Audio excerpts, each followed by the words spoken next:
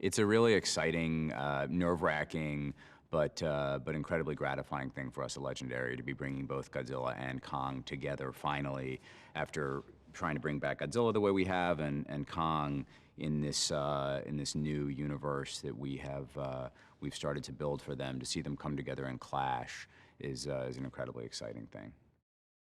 Adam has a really distinctive, dynamic style. Visually, the movie has a really robust, incredible color palette.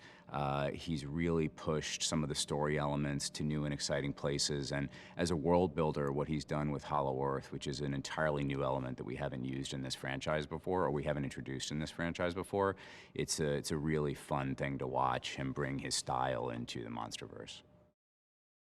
So Godzilla vs. Kong is the first time Kong in the MonsterVerse timeline leaves Skull Island. And when he does so, he upsets that natural balance that Godzilla is the primary force within. So, and in the movie, you'll see that there's an exploration of the history of both of these creatures deep in the deep primordial past. But in current day, when Kong leaves the island, they are fated to collide. Godzilla is not going to let another force that could challenge him exist without a fight.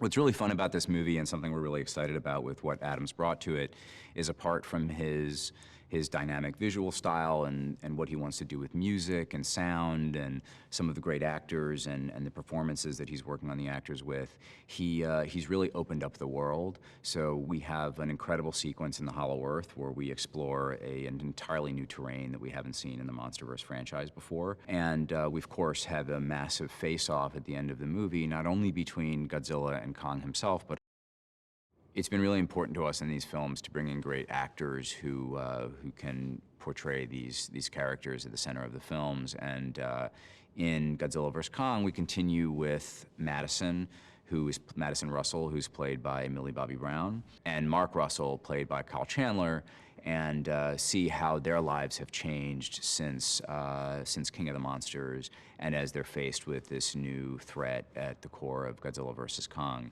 We also have a fun dynamic come together with this kind of strange trio that ends up going on an adventure in the middle of the movie with Millie Bobby Brown, a young actor named Julian Dennison, who plays Josh, who's a very good friend of Madison's, and an employee of the shadowy corporation known as Apex, played by Brian Tyree Henry, a character named Bernie.